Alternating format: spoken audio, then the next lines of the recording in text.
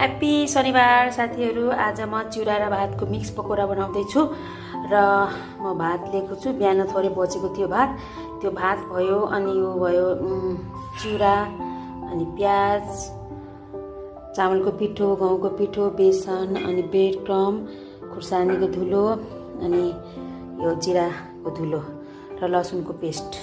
यसमा यो लसुनको पेस्ट छ, सबै मिक्स गर्ने, त्यसपछि पकौडा बनाउने। त्यो चिउरालाई म भिजाइदिन्छु,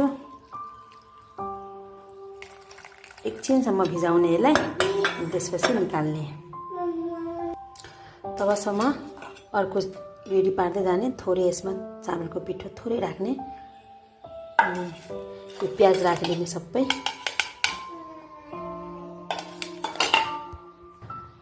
बेसन राखिदिने,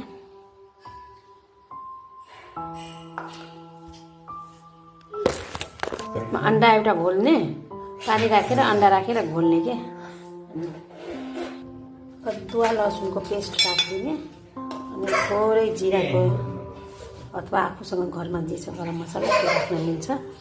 अनि थोरै, मसँग आज हरियो खुर्सानी छैन, त्यही भएर रातो खुर्सानी राख्दैछु। थोरै राख्ने, धेरै पिरो हुन्छ यो साथीहरू। बेसार राखिदिने, थोरै ज्वानो राखिदिने। अनि यो चिउरा पनि अब भिजिसकेछ, यसको पानी मजाले गाडेर यसमा राखिदिने, मजाले यसलाई म्यास गरिदिने।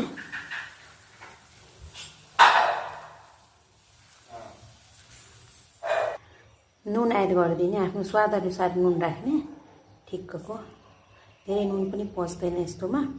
त्यसपछि यसमा पानी नहाल्ने, किनभने चिउराको पानीले गर्दा यसमा अलरेडी यो टाइट नै मुस्नुपर्छ, किनभने यसमा यसलाई, यो डोलाई चाहिँ यसमा त्यो गर्नुपर्छ नि त, त्यही भएर पानी हाल्नु हुँदैन।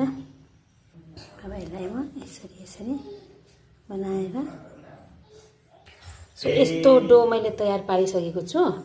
यस्तो डो अब आफ्नो अनुसार आकार पार्न सकिन्छ, यस्तो पनि पार्न सकिन्छ। यस्तो बनाइसकेको छु म। अनि अब चाहिँ यो अन्डा र बेसनमा यसरी डुबाउने, त्यसपछि ब्रेड क्रममा यसरी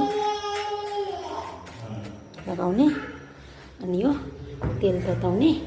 अनि तेल तातिसकेपछि यसलाई मिडियम लो फ्लेममा पकाउने।